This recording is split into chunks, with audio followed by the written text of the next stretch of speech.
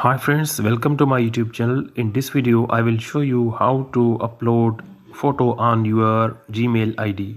So keep watching my video and follow my steps. You have to open Gmail app, then you have to click on the profile icon on top right corner. Here you can see a small camera icon. You have to click on it. And here you can see the option add profile picture. You have to click on it.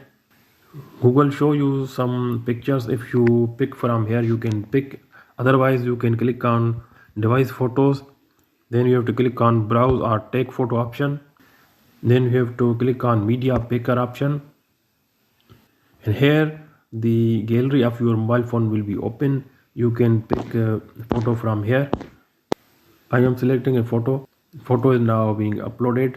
If you want to crop this photo, you can crop. Then you have to click on the next option. Here you can see save as profile picture option. You have to click on it and you have to wait a moment. Profile picture updated. Then you have to click back. Here you can see the profile photo in your Gmail account is successfully uploaded. So in this way you can upload profile photo in Gmail.